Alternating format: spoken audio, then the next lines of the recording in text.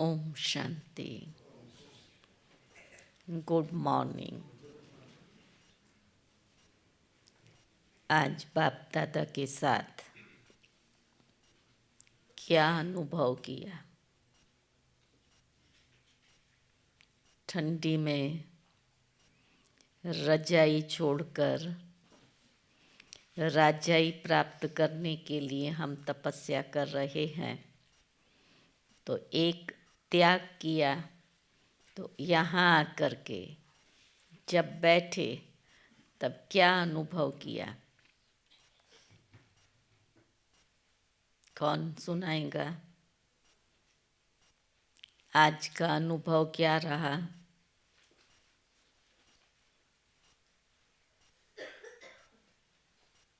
क्या अनुभव रहा?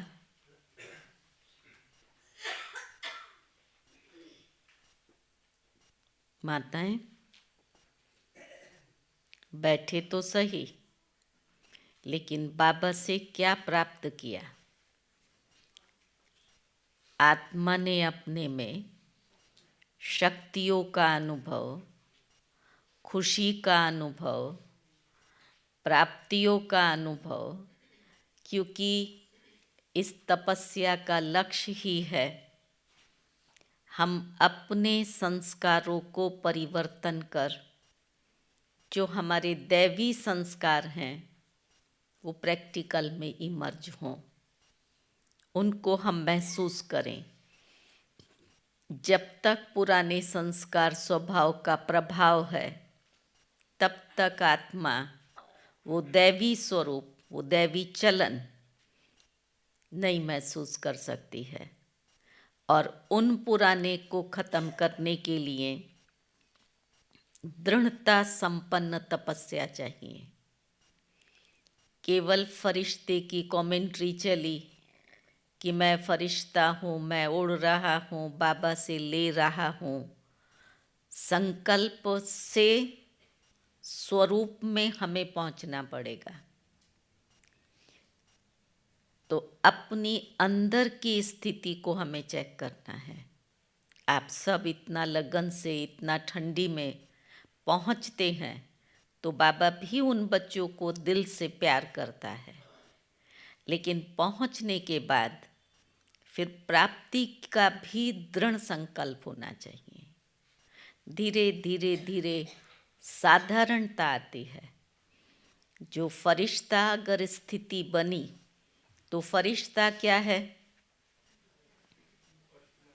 फरिश्ता है क्या? लाइट का स्वरूप है। अब मैं बैठी हूँ इस बॉडी कॉन्शियस में, ऐसे मैं फरिश्ता हूँ, मैं उड़ रहा हूँ।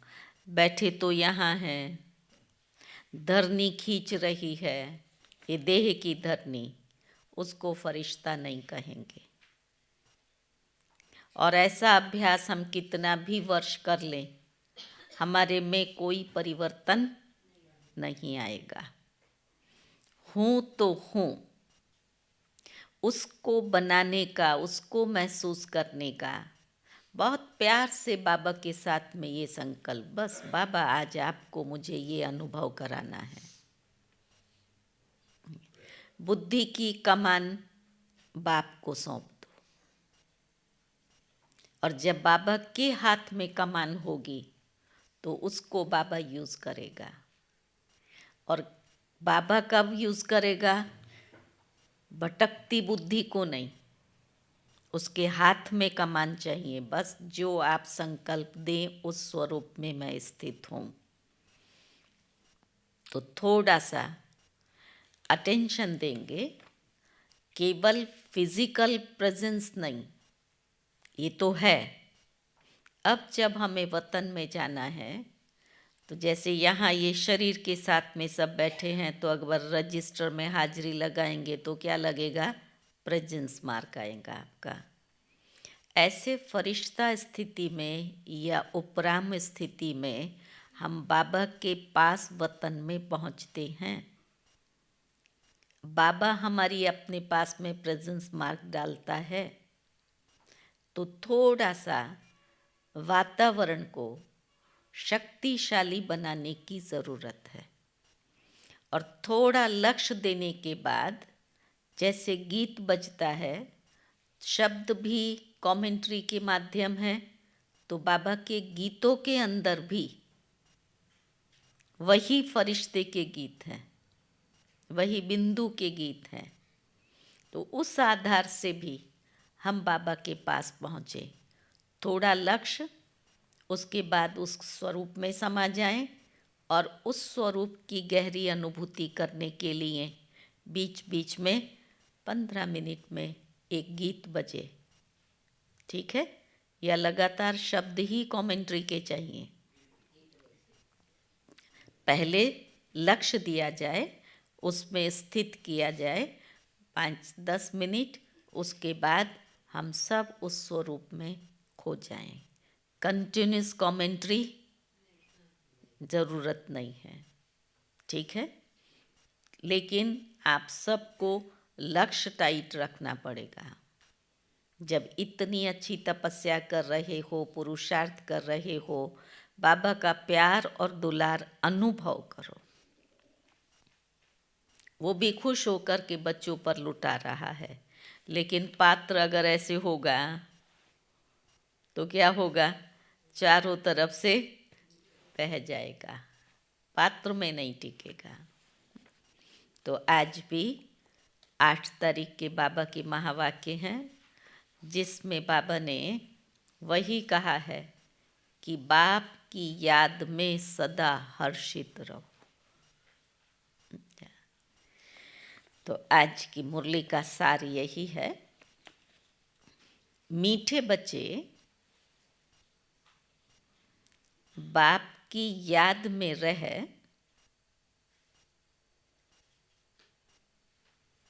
सदा हर्षित रहो।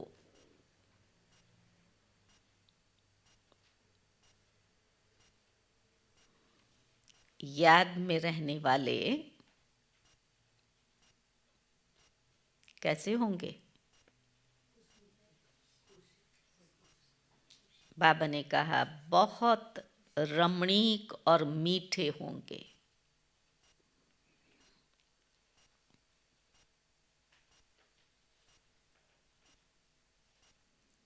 खुशी में रह सर्विस करेंगे।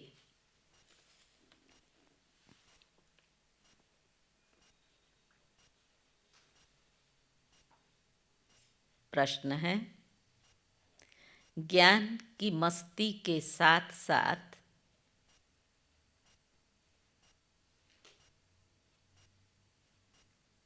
कौन सी चेकिंग करना जरूरी है?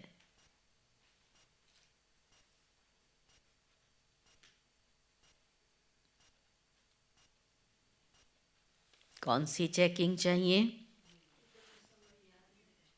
हम कितना समय याद में रहते हैं, और क्या चेक करेंगे?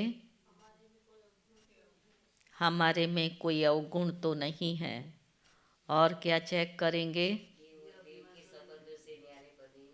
देह और देह के संबंधों से न्यारे बने हैं। बाबा ने कहा है, ज्ञान की मस्ती तो रहती है,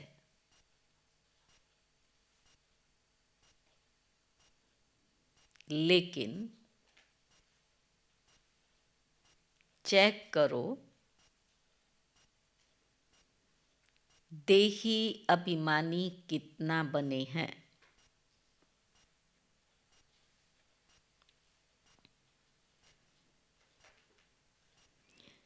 ज्ञान तो बहुत सहज है,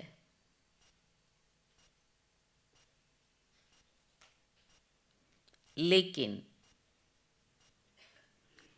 योग में माया विघ्न डालती है।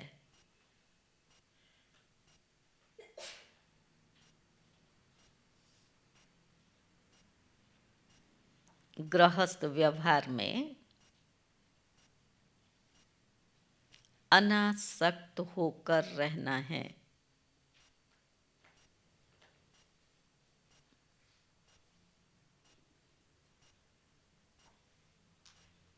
ऐसा ना हो माया चूही अंदर काटती रहे।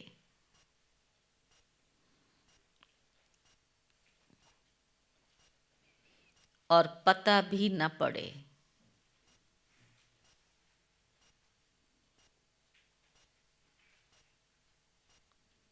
अपनी नब्ज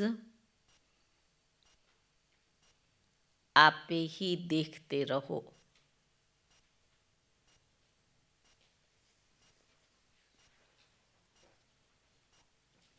कि बाबा के साथ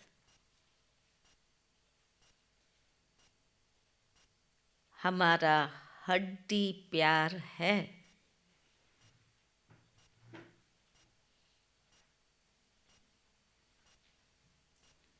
कितना समय हम याद में रहते हैं।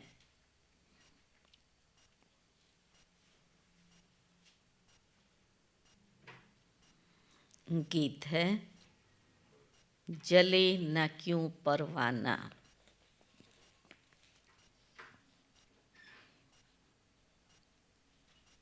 ओम शांति। मीठे मीठे बच्चों ने गीत की लाइन सुनी। जबकि बाप इतना जलवा दिखाते हैं, तुम इतने हसीन बन जाते हो, तो क्यों ना ऐसे बाप का बन जाना चाहिए। जो बाप हमें श्याम से सुंदर बनाते हैं। बच्चे समझते हैं हम सांवरे से गोरे बनते हैं। एक की बात नहीं है। वो तो श्याम सुंदर एक को कहते हैं, तो बाबा कहते ये कोई एक की बात नहीं है, हम सब बन रहे हैं। वो लोग श्री कृष्ण को श्याम सुंदर कह देते हैं। फिर बाबा ने कहा चित्र भी ऐसा बनाते हैं, कोई सुंदर तो कोई श्याम। दोनों रूप के चित्र हैं ना श्री कृष्ण के, काला सांवरा भी है तो गोरा भी है। मथुरा में गोरे की मूर्ति है, श्रीनाथ जी में काला है। तो बाबा ने कहा मनुष्य समझते नहीं कि ये कैसे हो सकता है। कोई श्याम है, कोई सुंदर है तो श्री कृष्ण ही ना, तो ये कैसे हो सकता है, ये बात वो नहीं जानते हैं। सतयुग का प्रिंस श्री कृष्ण सांवरा हो न सके। श्री कृष्ण के लिए तो सब कहते हैं श्री कृष्ण जैसा बच्चा मिले, पति मिले। फिर वो श्याम कैसे हो सकता है? जिसके लिए सब ये इच्छा रखते हैं, तो वो श्याम कैसे हो सकता है? कुछ भी समझते नहीं हैं। श्री कृष्ण को सांवरा क्यों बनाया? बाबा ने कहा कोई कारण तो चाहिए ना। उसको जो सांवरा दिखाते हैं तो कोई कारण तो चाहिए। फिर वो कारण क्या बताते हैं? उनको कारण बताना पड़े, तो कारण बताने में क्या बता दिया, ज्ञान तो है नहीं। तो बाबा ने कहा ये जो दिखाते हैं, सर्प पर डांस किया।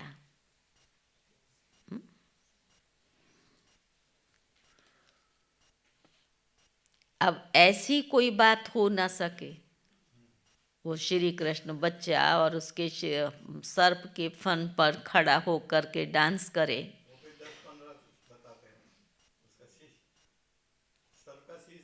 ज़्यादा दिखाते हैं।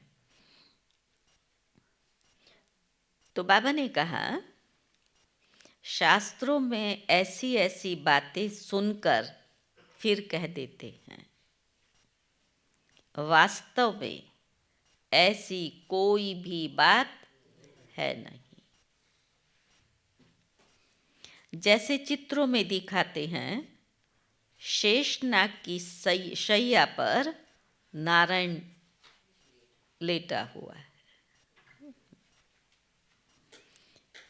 ऐसी कोई सर्प की शैया आदि होती नहीं है। उसमें भी कितने सारे फन दिखाते हैं, और इतना बड़ा सांप उसकी शैया, उस पर विष्णु जी आराम से सोए पड़े हैं। तो बाबा ने कहा, इतने सैकड़ों मुख होते हैं क्या? एक सांप को इतने ढेर सारे मुख होते हैं क्या? कैसे कैसे चित्र बैठ बनाए हैं? तो बाप समझाते हैं, इनमें कुछ भी रखा नहीं है। सुना? ये सब भक्ति मार्ग के चित्र हैं, परंतु ये भी ड्रामा में नूद है। दोनों बातें कही, सार नहीं है उसमें, लेकिन ये ड्रामा में नूद है। शुरू से लेकर इस समय तक जो नाटक शूट हुआ, उनको फिर रिपीट करना है। ये सिर्फ समझाया जाता है कि भक्ति में क्या क्या करते हैं, कितना खर्च करते हैं, कैसे कैसे चित्र आदि बनाते हैं। आगे जब ये सब देखते थे तो इतना वंडर नहीं खाते थे, समझा? तब तो वे समझते, जो देखा उसको सतवचन महाराज करके स्वीकार कर लिया। अब जब ज्ञान बुद्धि में आया तो फिर लगता है ऐसा कैसे होगा, इसका क्या कारण होगा, तो अब वंडर लगता है। अब जब बाप ने समझाया है तो बुद्धि में आता है, बरोबर ये सब भक्ति मार्ग की बातें हैं। भक्ति में जो कुछ होता है वो फिर भी जरूर होगा।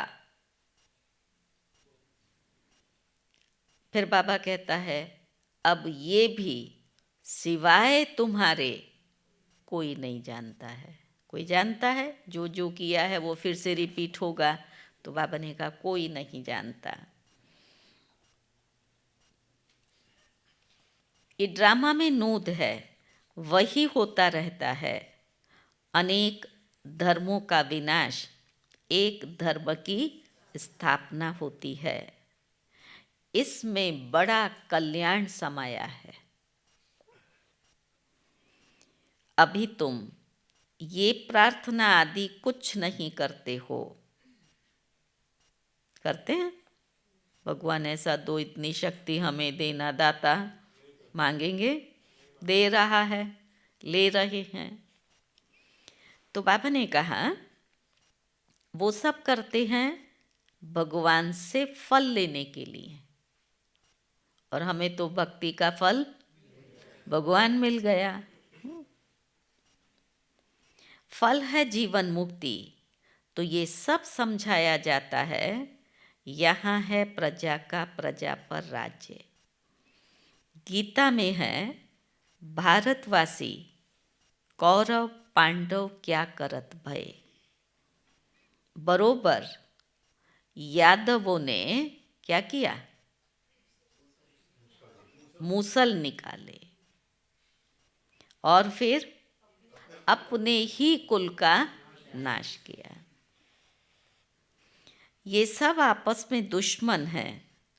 तुम न्यूज़ आदि नहीं सुनते हो, जो सुनते हैं वो अच्छी तरह समझ सकते हैं। दिन प्रतिदिन अंदर खिटपिट बहुत है। एक देश दूसरे देश को नहीं देख सकता, एक देश के अंदर एक पक्ष दूसरे पक्ष को नहीं देख सकता। क्या है? खिटपिट है ना। हैं तो सब क्रिश्चियन, परंतु अंदर खिटपिट बहुत है। घर बैठे ही एक दो को उड़ा देंगे। तुम राजयोग सीख रहे हो, तो राजाई करने के लिए पुरानी दुनिया की सफाई ज़रूर चाहिए। नई दुनिया में सब कुछ नया होगा। बाबा ने कहा वहाँ 5 तत्व भी सतो प्रधान होंगे। समुद्र की ताकत नहीं जो वो उछल कर नुकसान कर दे, ना, सतयुग में उसकी ताकत नहीं जो उछल कर नुकसान कर दे। वहाँ सारी प्रकृति सतो प्रधान होगी और बाबा ने कहा सारी प्रकृति दासी हो जाएगी। और कैसे होगी वो भी बाबा ने अव्यक्त मुरली में स्पष्ट किया है। एक एक प्रकृति का तत्व आपका सेवाधारी होगा। इसलिए दुख की कोई बात नहीं। जब सारी प्रकृति दासी है तो दुख की कोई बात नहीं। फिर से बाबा कहते हैं ये भी बना बनाया ड्रामा है। स्वर्ग कहा जाता है सतयुग को। क्रिश्चियन लोग भी कहते हैं पहले पहले हेवन था। भारत अविनाशी खंड है। सिर्फ उन्हों को पता नहीं है कि हमको लिबरेट करने वाला कौन है। और लिबरेट करने वाला बाप भारत में ही आते हैं, ये वो नहीं जानते। शिव जयंती भी मनाते हैं।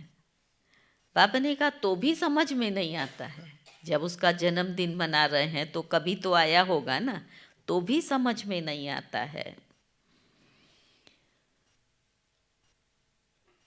अभी तुम समझाते हो कि भारत में शिव जयंती मनाई जाती है तो ज़रूर शिव बाबा ने भारत में आकर के हेवन बनाया होगा। जब तुम शिवरात्रि मना रहे हो तो बाबा ने ज़रूर भारत में आकर हेवन बनाया होगा। अब फिर से बना रहे हैं। जो प्रजा बनने वाले होंगे उन्हों की बुद्धि में कुछ भी बैठेगा नहीं। कम पद पाना है ना, तो भले सुनेंगे तो भी अंदर में ज्ञान नहीं जाएगा, क्योंकि प्रजा में जाना है। जो राजधानी वाले होंगे वो समझेंगे बरोबर हम तो शिव बाबा के बच्चे हैं। प्रजापिता ब्रह्मा भी है। लिबरेट सबको एक बाप ही करते हैं, क्योंकि सब तमो प्रधान है। तो बाबा कहता है ऐसे अंदर में विचार सागर मंथन चलना चाहिए। हम ऐसी मुरली चलाएं जो मनुष्य झट समझ जाए। मुरली सिर्फ बाबा इसको नहीं कहता है किसी को समझाना, उसको भी बाबा मुरली कहता है। हम ऐसी मुरली चलाएं जो झट समझ जाएं। बच्चे नंबरवार तो हैं ही। ये है नॉलेज, इनकी रोज स्टडी करनी चाहिए। सुना, ये नॉलेज है, इसकी रोज स्टडी करनी चाहिए। डर के मारे पढ़ाई न पढ़ना ये तो ठीक नहीं है। किस बात का डर? लोक लाज, लोग क्या कहेंगे, परिवार वाले क्या कहेंगे, उनसे डर करके फिर पढ़ाई छोड़ दो। तो बाबा कहता है डर के मारे पढ़ाई न पढ़ना ये ठीक नहीं है। फिर कहेंगे कर्म बंधन है। देखो शुरू में कितने छूट कर आए, कितने बंधन थे उन लोगों को, कितनी मार खाई है। दादी गंगे का अनुभव सुनो। कितना मार खाया, कितना उसको कहाँ कहाँ घुमाया, मामा के घर भेज दिया, खाने में क्या क्या डाल देते थे, मीट डालते थे, नहीं खाती थी, मार खाती थी, लेकिन बाबा का रतन निकला ना, तो डरे क्या? कहा अच्छा आपने शरीर दिया है तो शरीर ले लोगे, मैं तो अविनाशी आत्मा हूँ, जिसकी हूँ उसके पास चली जाऊंगी। तो बाबा ने कहा शुरू में कैसे आए, फिर विशेषता कितने फिर उसमें से छूट कर भी चले गए, आकर के वापस चले गए, माया ने खींच लिया। तो बाबा ने कहा फिर कई चले भी गए, सिंध में बहुत बच्चियां आईं, फिर हंगामे के कारण कितने दुश्मन बन पड़े। पहले उन्हों को ज्ञान बहुत अच्छा लगता था, समझते थे इनको तो भगवान की देन है। अब भी ऐसे समझते हैं कि यहाँ कोई शक्ति है, तो कई कहते हैं जो ये इतना अच्छा चला रहे हैं तो इनके पास कोई शक्ति है। तो बाबा ने कहा ये नहीं समझते कि परमात्मा की प्रवेशता है, शक्ति समझते हैं। आजकल रिद्धि सिद्धि की ताकत तो बहुतों में है। जब कुछ नहीं होता है तो उनके पास जाकर के विधियां करते हैं, लेकिन बाबा ने हमें पहले से कहा है बच्चे तुम बाप की छत्र छाया के अंदर रहो, इस छतरी में रहो, तो कोई भी प्रकार की कमज़ोरी तुम्हें वार नहीं कर सकती। लेकिन अगर हम छत्र छाया में नहीं हैं, संग का अनुभव नहीं करते हैं, तो फिर वार होगा, माया का फिर हार होगी, फिर कमज़ोर होंगे। और ये हमेशा याद रखो, अगर वो विधि से हमें ठीक कर सकता है तो सिद्धिदाता कौन है? बाबा है ना। उसने किसके पास से प्राप्त की सिद्धि? कहाँ से लाया? देवियों से प्राप्त करते हैं या साधना करते हैं। तो दादी जानकी हमेशा कहती थी वो तो देवी मैं हूँ, वो मेरे बाप से लेता है। तो हमारा बाप तो हमें डायरेक्ट दे रहा है ना। तो मन और बुद्धि को बाबा के साथ लगाकर बार बार बार ये अनुभव करो, बस मैं इस छत्र छाया इन किरणों के अंदर हूँ। क्योंकि अभी का जो तमो प्रधान समय चल रहा है उसमें ये सब प्रैक्टिकल में चल रहा है। विधियां करना, बुद्धि पर वार कर देना, कुछ ना कुछ करना, ये सब चल रहा है क्योंकि तमो प्रधानता की अति है। ऐसे समय पर हमें जब भगवान मिला है तो उसको हम यूज़ करें। और अगर आपने मन बुद्धि से उसको स्वीकार कर लिया कि हाँ इसने मुझे किया है, तो आत्मा कमज़ोर हो जाएगी। और बाबा कहता था अगर ऐसा कुछ भी है इविल सोल का तो उसको बाबा भी छुट्टी देता था कि बच्चे उसके डॉक्टर के पास ले जाओ, वो उसकी विधि कर देगा।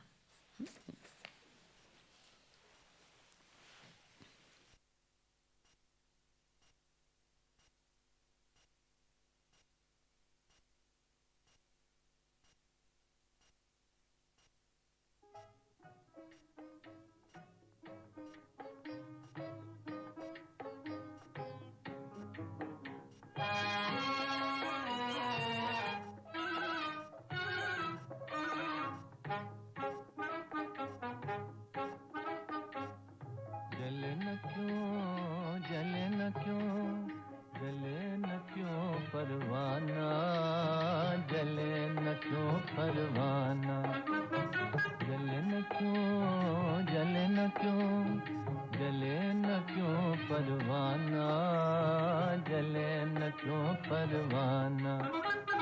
क्षमा दिखाकर हुस्न के जलवे, क्षमा दिखाकर हुस्न के जलवे, बना दे जब दीवाना, जले न क्यों परवाना।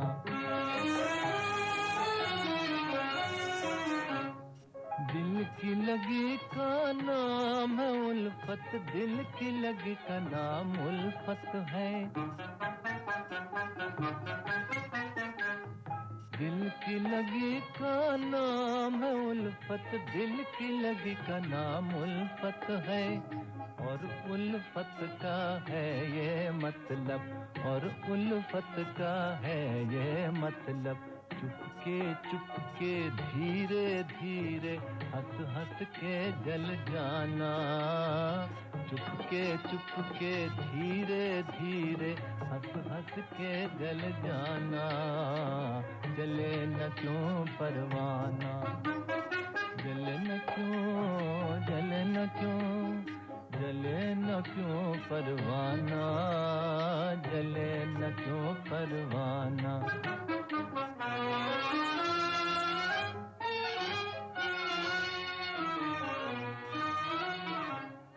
जलना है तो फिर जल जाए हो,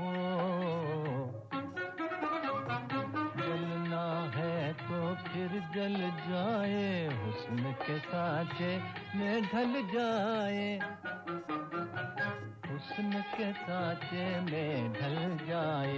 इश्क में दोनों एक हैं अब तो, जीना या मर जाना। इश्क में दोनों एक हैं अब तो, जीना या मर जाना। जले न क्यों परवाना, क्षमा दिखाकर हुस्न के जलवे, क्षमा दिखाकर हुस्न के जलवे बना दे जब दीवाना। जले न क्यों परवाना।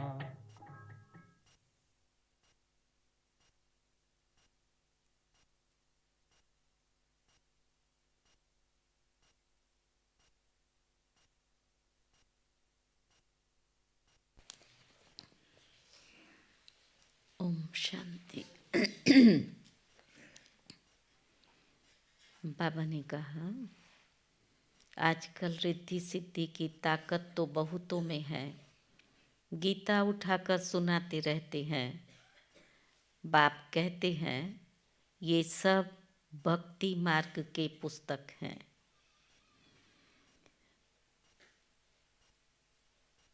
ज्ञान का सागर तो मैं हूँ, मुझे ही भक्ति मार्ग में सब याद करते हैं।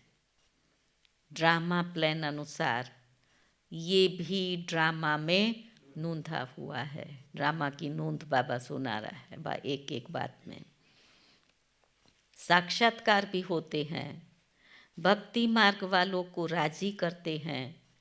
ज्ञान नहीं उठाते तो उनके लिए भक्ति भी अच्छी, फिर भी मनुष्य सुधरते तो है ना। अगर ज्ञान नहीं उठाते हैं तो बाबा कहता है उसकी भेंट में भक्ति ही अच्छी, कुछ तो सुधरते हैं। चोरी आदि नहीं करेंगे। भगवान का भजन करने वालों के लिए कभी भी उल्टी बातें नहीं करेंगे। भक्ति करने वाले फिर भी भक्त हैं। फिर बाबा कहते आजकल तो भल भक्त हैं, फिर भी बहुत देवाला मार देते हैं। ऐसे नहीं कि शिव बाबा का बच्चा बना तो देवाला नहीं मारेंगे। पास्ट का कर्म है तो देवाला मारते हैं। ज्ञान में आने से भी देवाला मार देते हैं।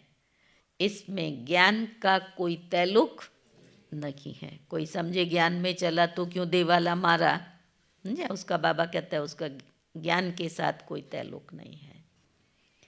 तुम बच्चे अब सर्विस पर लगे हुए हो, समझते हो श्रीमत पर सर्विस में लगने से फल पाएंगे। शब्द आ गया श्रीमत। हमको सब कुछ वहाँ ट्रांसफ़र करना है, बैग बैगेज सब कुछ ट्रांसफ़र कर देना है। बाबा को शुरू में बहुत मज़ा आया था। वहाँ से जब निकला, धंधा छोड़ कर के जब बाबा निकला, अपने उसको शुरू को बाबा याद कर रहा है, तो निकला तो गीत बनाया। कौन सा गीत था? अलफ को अल्लाह मिला, बे को मिली बादशाही, आई तार अलफ की तो हुआ रेल का राही। श्री कृष्ण का चतुर्भुज का साक्षात्कार हुआ, समझा द्वारका का बादशाह बनूंगा। भक्ति के भी संस्कार थे ना, अभी तो साक्षात्कार जब हुआ तब, तो द्वारका का बादशाह बनूंगा। ऐसा नशा चढ़ता था, अनुभव सुना रहा है बाबा, ये विनाशी पैसा हम क्या करेंगे। बाबा को कौड़ियाँ दिखाई देते थे। तो तुम बच्चों को भी खुशी होनी चाहिए। हमको बाबा स्वर्ग की बादशाही देते हैं, परंतु बच्चे इतना पुरुषार्थ करते नहीं हैं। जितना बाबा चाहता है इतना पुरुषार्थ करते नहीं हैं, चलते चलते गिर पड़ते हैं।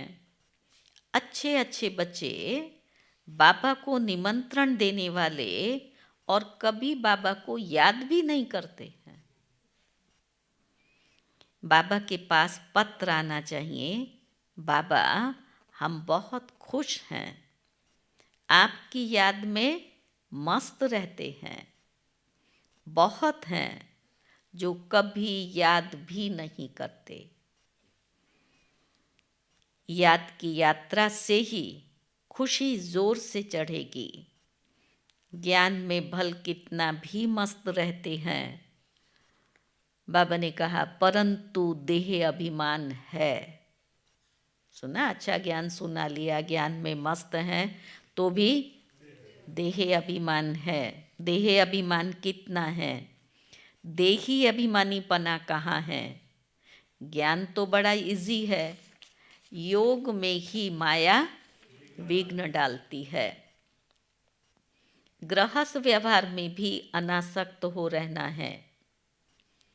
ऐसा ना हो जो माया अंगूरी लगा दे।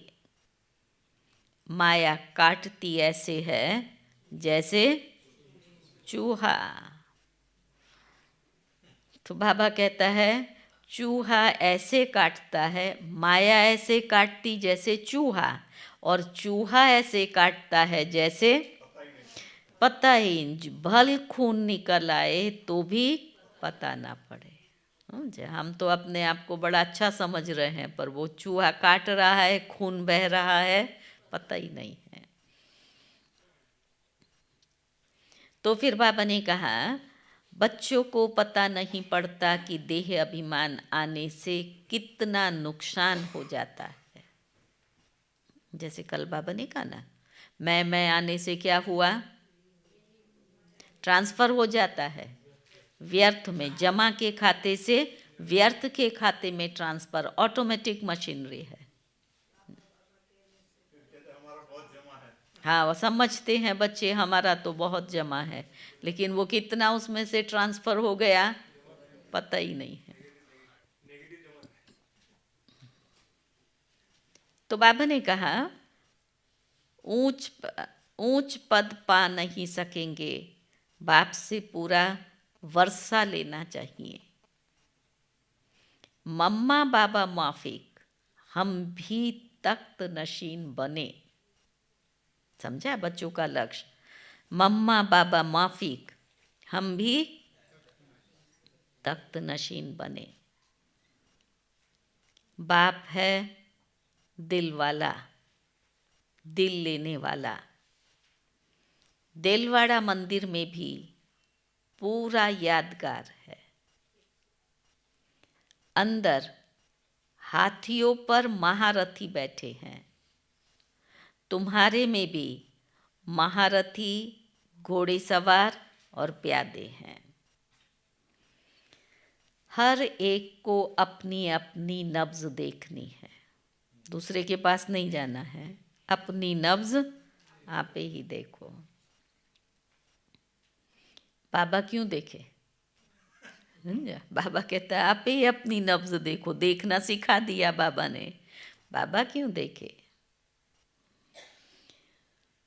तुम अपने को देखो, हम बाबा को कितना याद करते हैं और बाबा मिसल सर्विस करते हैं। हमारा बाबा के साथ योग है। रात को जागकर बाबा को याद करते हैं। क्या जवाब देंगे? हम कितनों की सर्विस करते हैं? चार्ट रखना चाहिए। बाबा को हड्डी जिगरी याद करना है। पूछो, हम जिगरी याद करते हैं? कोई कोई तो समझते हैं हम तो निरंतर याद में रहते हैं। है यहाँ कोई ऐसा जो निरंतर याद में रहता हो? तो बाबा ने कहा ये हो ही नहीं सकता।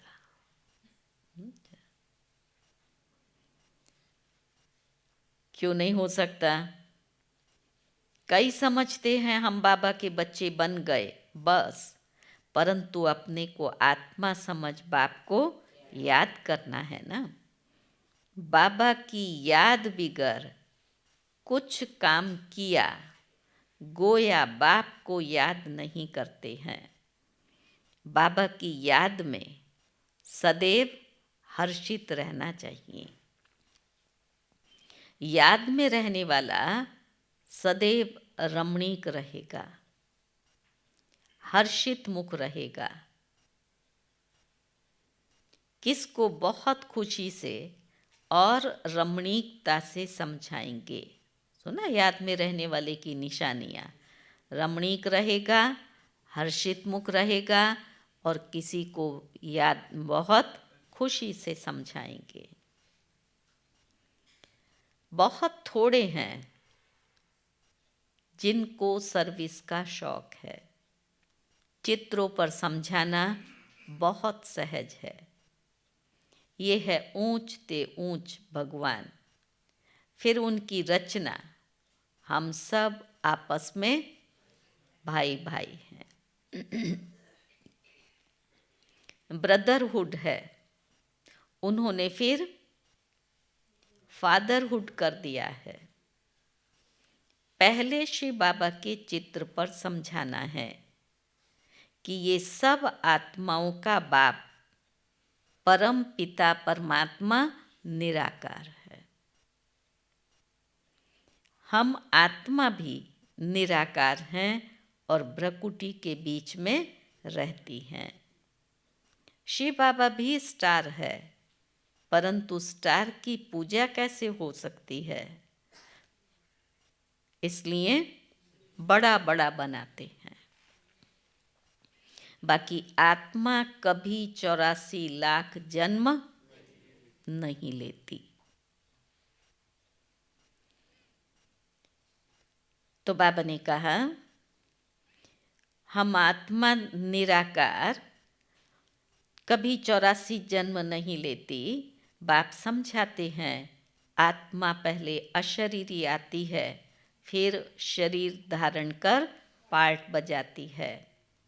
सतो प्रधान आत्मा पुनर्जन्म लेते लेते आयरन एज में आ गई है। बाद में आने वाले तो 84 जन्म नहीं लेंगे।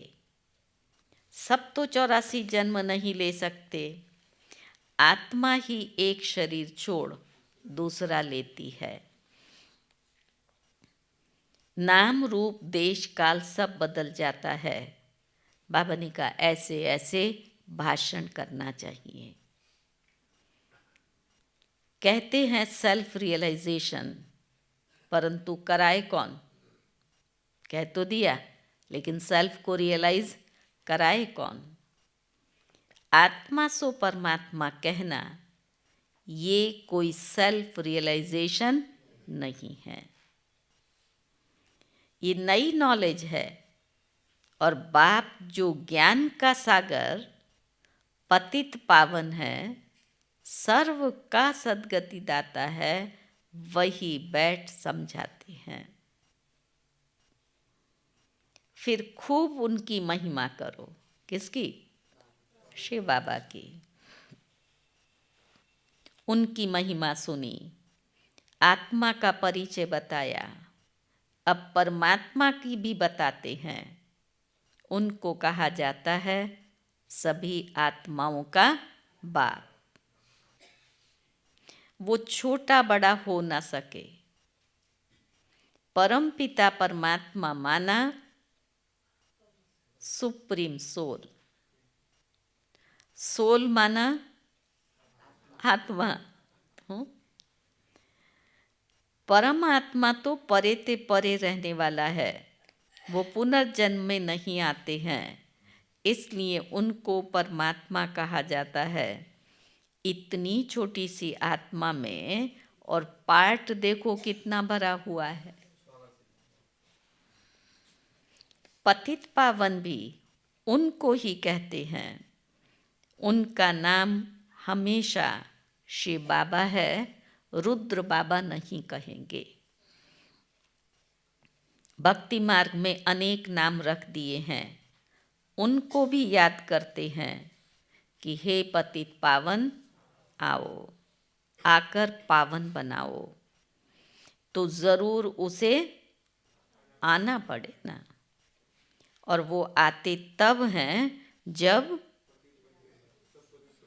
सब पतित बन जाते हैं। फिर बाबा कब आते हैं? जब बहुत दुखी होते हैं तब। बाबा ने कहा वो आते हैं तब जब एक धर्म की स्थापना करनी होती है। आदि सनातन देवी देवता धर्म अभी है कलयुग, ढेर मनुष्य हैं। सतयुग में बहुत थोड़े मनुष्य, गाया भी हुआ है। ब्रह्मा द्वारा स्थापना, विष्णु द्वारा पालना और शंकर द्वारा विनाश। गीता द्वारा ही आदि सनातन धर्म की स्थापना हुई थी। सिर्फ उसमें क्या किया? भूल कर श्री कृष्ण का नाम डाल दिया। बाप कहते हैं वो तो पुनर्जन्म में आने वाला है, वो तो निराकार जन्मा है नहीं। मैं तो पुनर्जन्म रहित हूँ। तो अब जज करो, परम पिता परमात्मा, निराकार शिव या श्री कृष्ण, दोनों में से कौन गीता का भगवान? वो तुम खुद जज करो। गीता का भगवान कौन? भगवान तो एक को कहा जाता है। फिर अगर इन बातों को कोई मानता नहीं है तो फिर बाबा ने कहा समझना चाहिए ये अपने धर्म का नहीं है। सतयुग में आने वाला वो झट मानेगा और फिर मान करके पुरुषार्थ करने लग पड़ेगा। मूल बात ही ये है, इसमें तुम्हारी विजय है। परंतु देही अभिमानी अवस्था कहाँ है? एक दो के नाम रूप में फंस पड़ते हैं। भक्ति मार्ग में भी कहते थे परवाथी पार ब्रह्म में रहने वाले परमात्मा की। बाकी डर किसका? उसकी परवाह थी। परम धाम में रहने वाले परमात्मा की, सो तो हमें मिल गया। अभी हमें डर किसका? डर है किसी को? नशा है कि हमें वो पार ब्रह्म में रहने वाला मिल गया। बहुत हिम्मत चाहिए। सुना? भाषण करने वालों को आत्मा का ज्ञान बहुत मस्ती से देना चाहिए। मस्ती का मतलब उस स्वरूप में स्थित होकर देना चाहिए।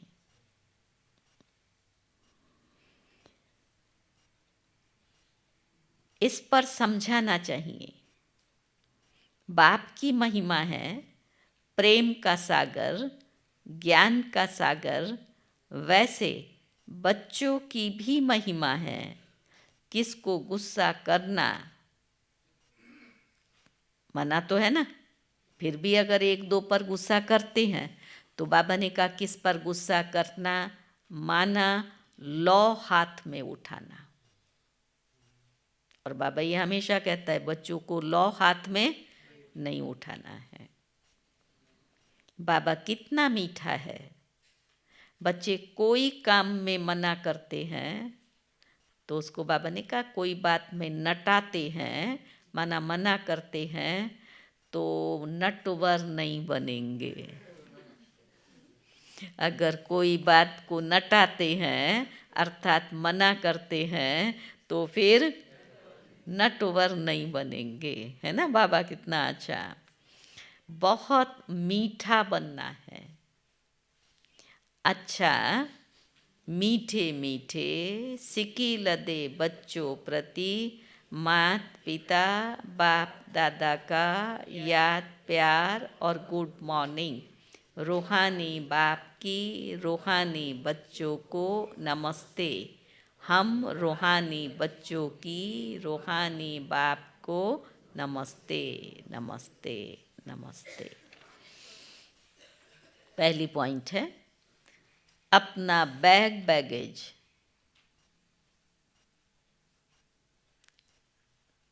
सब ट्रांसफर कर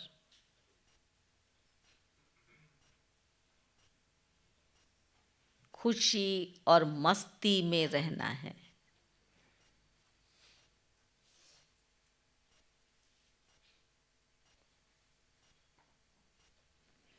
मम्मा बाबा समान तख्त नशीन बनना है।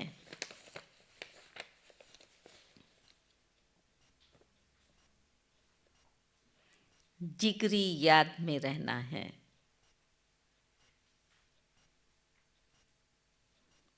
दूसरी पॉइंट है किसी के डर से, क्या कहा था, पढ़ाई कभी नहीं छोड़नी है।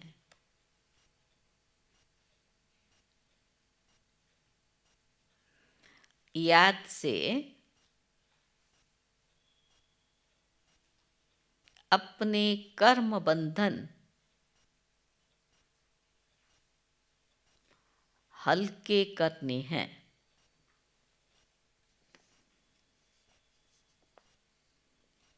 कभी क्रोध में आकर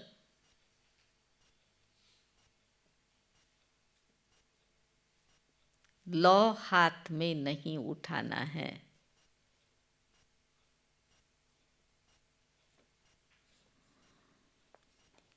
किसी सेवा में ना नहीं करनी है।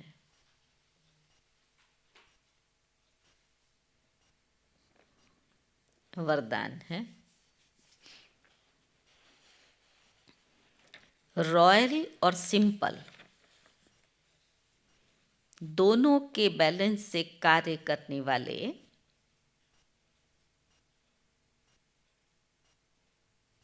ब्रह्मा बाप समान भव।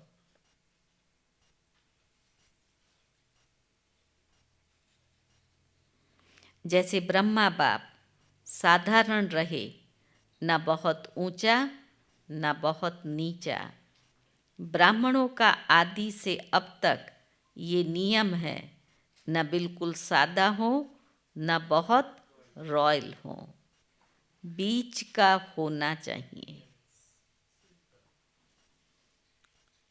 अभी साधन बहुत हैं, साधन देने वाले भी हैं, फिर भी कार्य करो तो बीच का करो। ऐसा कोई न कहे यहाँ तो राजा ही ठाठ हो गया है। जितना सिंपल उतना रॉयल, दोनों का बैलेंस हो। जैसे तैसे लगगर बगर भी नहीं घूमो और टिप टॉप भी नहीं, जो देह अभिमान चढ़ा रहे मैं ऐसी मैं ऐसा। स्लोगन है दूसरों को देखने के बजाय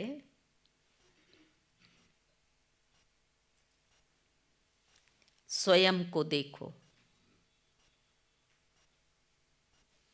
और याद रखो, जो कर्म हम करेंगे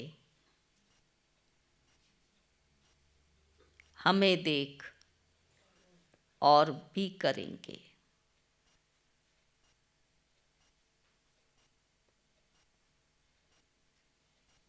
अव्यक्ति साइलेंस के लिए बाबा का इशारा है। अभी आपकी सारी कारोबार श्रेष्ठ संकल्प द्वारा इशारों से चलनी है।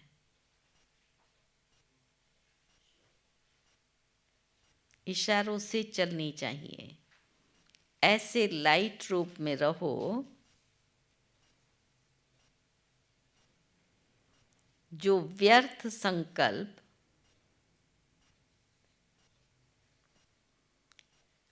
व्यर्थ समय समाप्त हो जाए। वही संकल्प उठे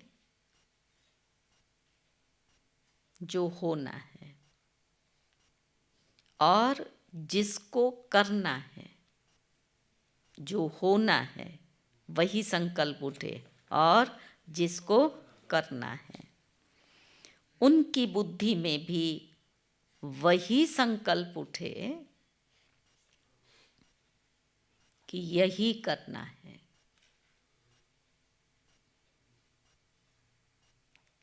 तब ये साकार वतन सूक्ष्म वतन बनेगा। कितनी बुद्धि शार्प चाहिए। वही संकल्प टच हो जो होना है और हमें वो टच हो जो सामने वाले को करना है।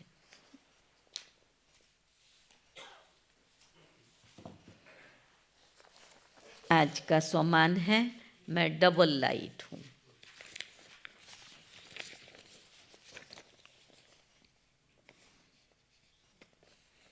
रविवार का तो पूरा हुआ, फिर से इसको करना है, रिपीट होगा ना। सोमवार है, आज का है सदैव एकांत प्रिय और अंतर्मुख। દિવસમાં 4 કલાક સંપૂર્ણ મૌન અને 2 કલાક યોગ તપસ્યા આજના પુરુષાર્થમાં।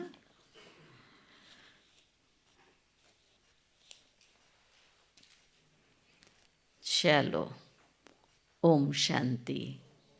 कल